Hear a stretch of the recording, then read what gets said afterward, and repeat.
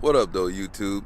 It's Q back here again with another video for you. In today's video, I'm here with the 2024 Mazda CX-30. The CX-30 is Mazda's smallest offering for the SUV. So you got the CX-5, CX-50, CX-70, and CX-90. And at the bottom, we got the CX-30. But because it's at the bottom doesn't mean it's a bottom feeder. We still have a lot of nice features in this vehicle. So this is going to be a premium plus trim, so it's going to be fully loaded, and that's what we're going to talk about in today's video. So huge shout out to Mazda for sending me this for the week.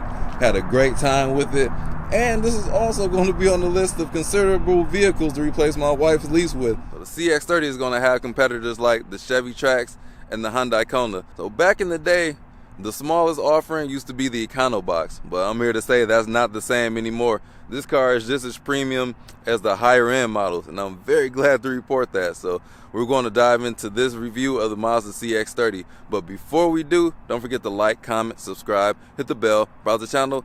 Let's jump into it.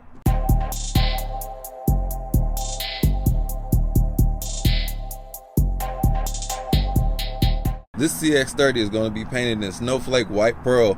And if you get up on it, you can see the flake hit it. It's like a little off-white. Very nice paint job on here.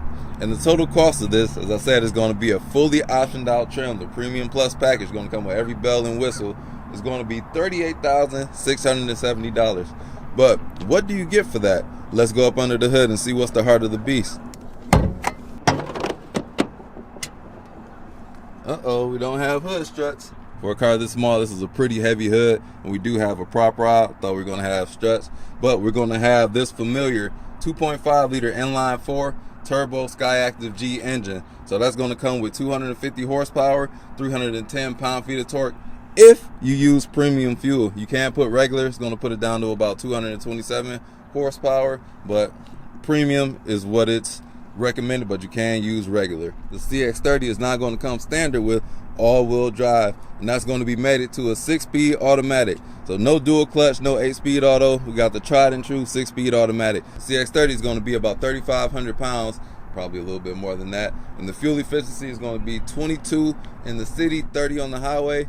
I average 24 in my mixed driving, which is better than the rest of the Mazdas that I have driven. This CX-30 is going to be based off the Mazda 3. If you haven't seen it, go check out that review. So this is going to be similar, but the SUV form, and it's more practical. It's going to be a little bit more expensive, but it is more practical. What Mazda has done, they didn't put oversized wheels on here. We got 18s on it, but speaking of the practicality of it, let's go on back to the back and then work our way on up to the front. So we do have a couple ways we can open it, a couple buttons on the inside. There is a switch underneath here. So the trunk does have the struts on here, and it is quite practical for a car this small. So earlier I had toilet paper in here and still had ample room, but right now I got a couple backpacks, one bag of groceries. We still have extra space, so that's surprising. And then it is carpeted all the way back here. That's nice to see. Very, very soft, premium feeling of this vehicle. Premium is going to be the name of the game for this one. So let's go to the back seat.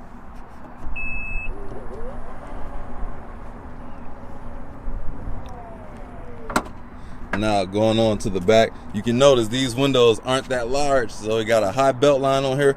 But let's get into the back seat, where I know I'm going to whack my head coming in, so let me be careful.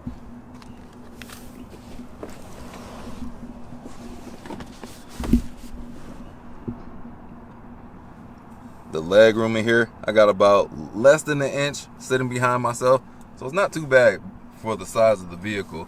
Thankfully, Mazda put a cutout so we can put our knees up in here, being 6 feet tall, 5'11" for those who want to be extra exact. But looking around the back seat, it's kind of cramped back here, especially for the middle seat area. It's very narrow. An adult could not fit in the middle. They would have to be very, very narrow.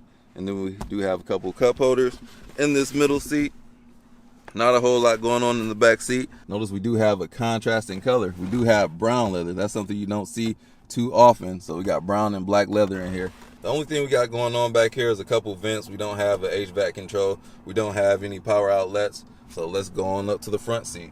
The front, you're going to be greeted by more premium materials. Got the perforated seats. You can see the brown in the background and the perforation of it. Very soft, very comfortable seats. very supportive as well. This car is quite sporty by nature. If you know Mazda, you know that's what they do. Zoom, zoom. But just looking at this interior, it's beautiful, well crafted. Now that we got the sunlight out here, I can show you more of the contrasting of these materials. So we got brown leather right here. The seats are black leather with brown in the inside of the perforation. We do have piano black coming around the gear selector here. The dash, this is really nice. I did not expect to see this in the car in this price range, this segment.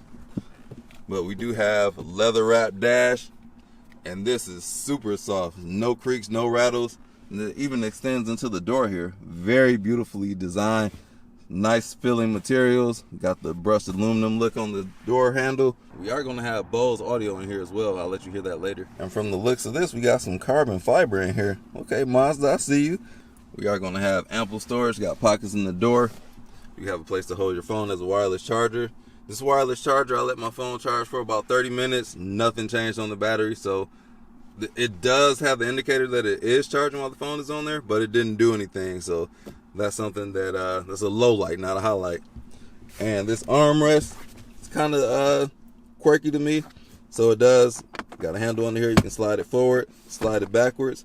While it's backwards, you can open it, but when it's forward, it will not let you open it for some reason. I thought that was a very weird design, so I think you should be able to open it up front, but we can only open it while it's slid back. We are going to have 2 USB-C charging ports in the center console, a little bit of felt line at the bottom, but not a whole lot. It's a decent amount of space for the size of the vehicle. Notable features, we are going to have 2 memory seat settings. That's something you rarely see in a vehicle of this size and this class. We have our trunk release button. We do have a 360-degree cameras, also something you really don't see. Then we have our parking features. The cluster is going to be quite basic. We do have analog gauges with the middle being digital. It's not a whole lot going on there. We just got our MPGs. We also have our lane keep assist, and then you can just have it on fully digital for your speedometer.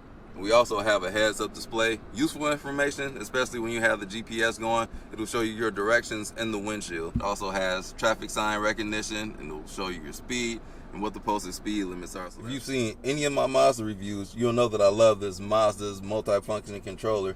Got our volume knob, skip tracks, this multi-function controller down here, which can switch from navigation, auto, the home screen, and back. We have this wheel that you can swivel around to the options or press it left and right for like it's just seamless, so it works really well.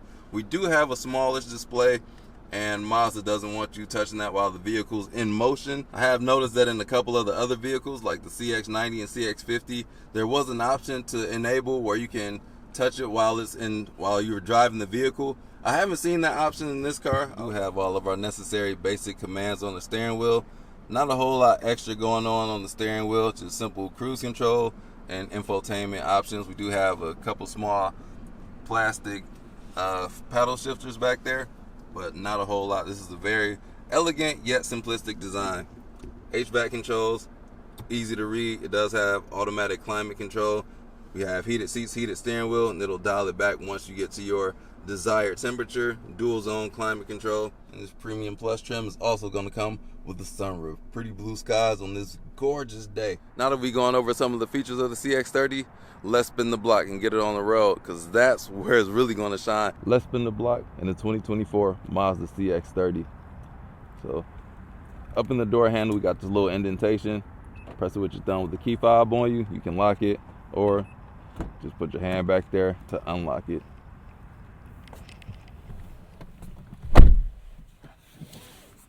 As always, buckle up for safety. Push button start.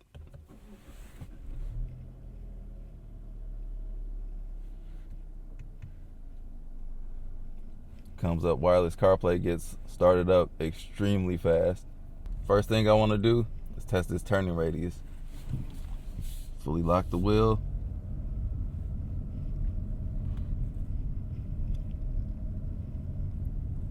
It is pretty good. I think there is better, but let's go check it out in my favorite location.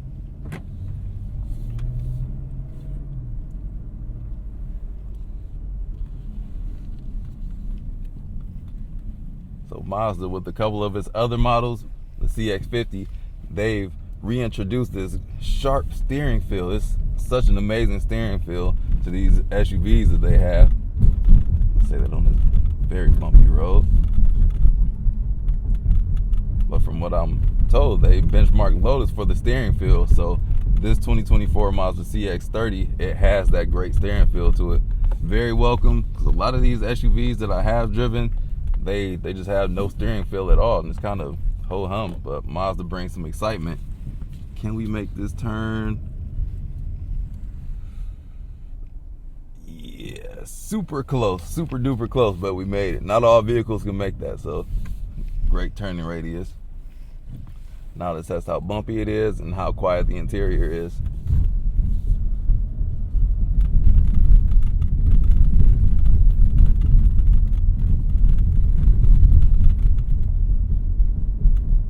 Thankfully, this car has a nice sidewall on it, so you don't have to worry about potholes as much as other vehicles.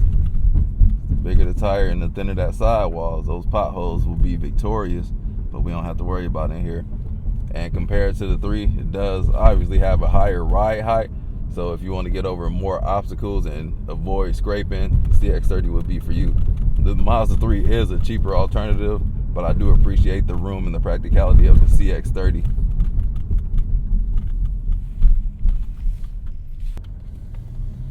Close. The sunroof is beaming down on me, Scotty. But this 6-speed auto, it never hunts for gears. It's always going to the gear when it needs to. No problems at all from that.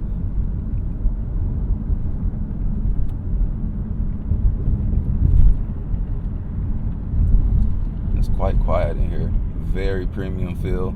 Everything that you touch in here is going to be premium, and that's something. Kudos to Mazda for that, because of what it's being compared to. Like on paper, like the Chevy Trax is not going to be as nice as this. The Kona has a great design, but it's still not as nice as this. And then the power, it's got a lot of power, especially for the size. I'm shocked they didn't detune this 2.5 liter to get less horsepower, but it's got the same as the CX-50, CX-5. So yeah, they did not skimp out on that at all. It's no slouch either. Like when you need to get up and going, since this is the lighter package, it's gonna move.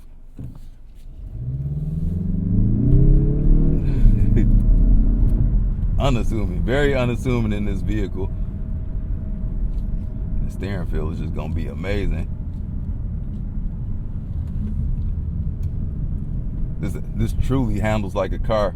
It's got a little roll, but it is very fun to put in these curves.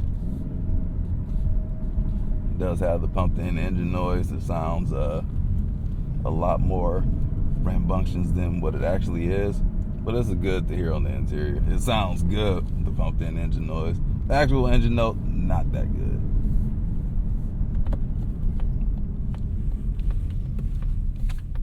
The brake feel great as well. Mazda put a lot of effort into putting the driving dynamics in here. This is a driver's small SUV. Like, they did not shy away from that. They stuck to what they were known for. Zoom, zoom, the driving characteristics. And this has it as well. Even more so, definitely more than the CX-90, because that one's pretty large. And I want to say it's better than the CX-50. I've yet to drive a CX-5 or a brand new CX-5, so I'll get one of those on the channels and to put my final thoughts on it. But this handles extremely well. For me, this would be perfect. I would appreciate a little bit more space in the back seat, and that's where the CX-5 and CX-50 would come in, or a CX-90 or CX-70. But this is 4 people. It'll get 4 people in here quite well. Test out the audio.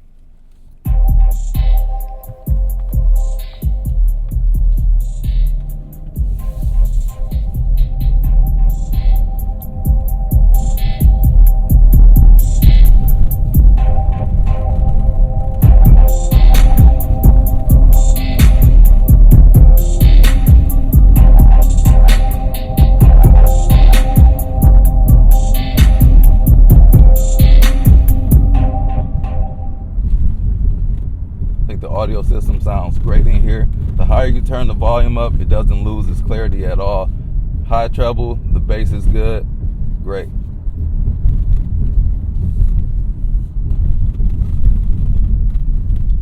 Very, very bumpy roads.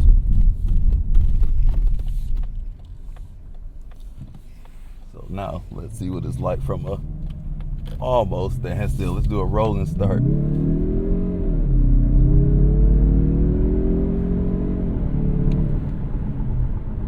Get you going.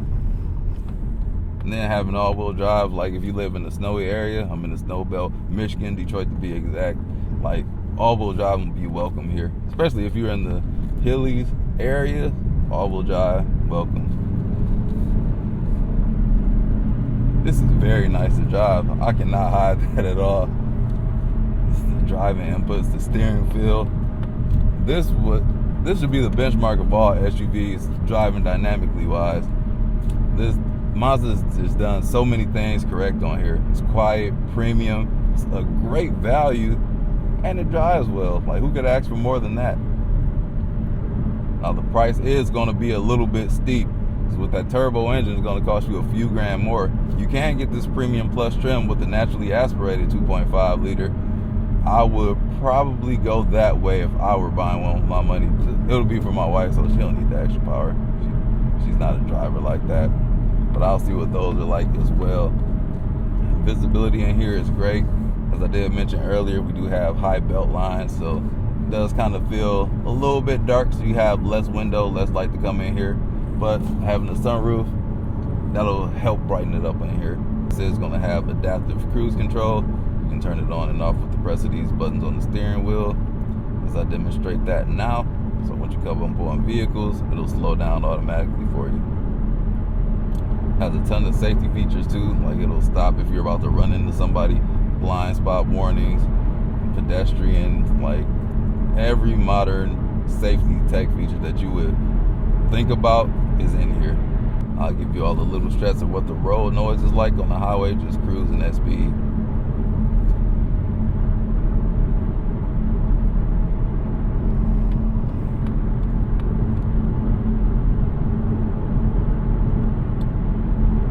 Not bad at all.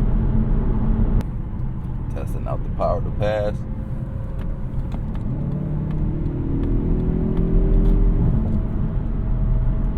Not lightning quick, but it's more than adequate. Definitely more than adequate.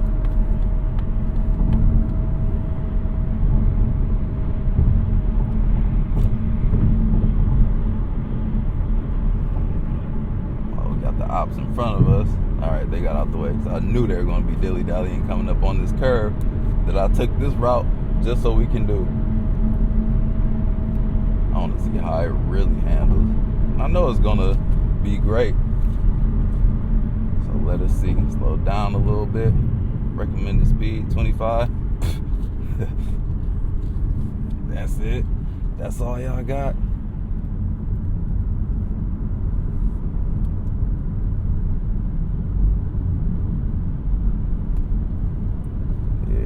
CX30 for the win. I keep forgetting they closed my second part to this route. Alright, dialing it back to normal driving mode. Something I do wish, that I wish with the Mazda 3 as well, that it was a little bit more fuel efficient. Maybe that's going to be in the non-turbo engine, but 24, that's very close to city, and I've been doing quite a bit of highway driving too, so I would expect it to be a little bit higher. Haven't been on it that hard, but yeah, we got a quarter tank of gas, and I've driven 221 miles on this tank, so we can probably eke out about 260, 270 on the full tank if you drive it all the way down to empty.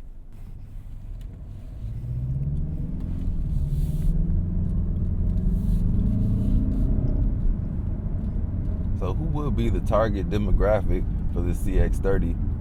If you're on a budget, if you need a car that can seat 3, maybe 4, this would be a perfect candidate. It's in a world full of Buick Encores and Chevy Traxxas. This could be a great alternative. Honestly, I think everybody should consider one of these. I think it's the best in class. Like, I would look nowhere else. Unless you can find something that's cheaper, that would probably be the only reason I would overlook one of these, but this has got to be the top choice for me. It does a lot of things very well. You don't have to go crazy with the options as well. And Mazda kind of has it pre-packaged with their trims. So Premium Plus is going to have everything. You can get a premium trim. They got the carbon. So this will be fitting for a lot of different buyers. Like if you have a small family, like I said, 3 or 4 people, if this is your first vehicle, this will not break the bank at lower trims. It's very nice. It'll last a long time. They're reliable, sporty, luxurious. It just does everything well. The only drawback for me and my needs will be the size. Like, we can make it work, but it's a little bit smaller than what I would like. But like I said, I will look nowhere else. Like, CX30's got to be it. And a lot of companies, they kind of like stunt the greatness like what Porsche would do with certain cars. They won't let it be great. Everything that the larger vehicles has, the CX30 has as well. They let everything trickle on down to here. They didn't like hold off like, nah, you can't get that 250 horsepower. Like, nah, you can't get the Bose audio. Like, nah, you can't get the leather wrap dash. Everything that's on those is on this, and I applaud them for that. Well, that's going to wrap up this driving review of the 2024 Mazda CX30. Huge shout out to Mazda for loaning me the vehicle. I appreciate you guys very much. So if you're looking at the CX30, let me know what you think down in the comment section. If you're looking elsewhere, let me know what you bought or cross-shop with the CX30, because I'd like to know. With that being said, I'm Q, checking out. Don't forget to like, comment, subscribe, hit that bell, browse my channel, and I'll catch you all in the next video. Peace out.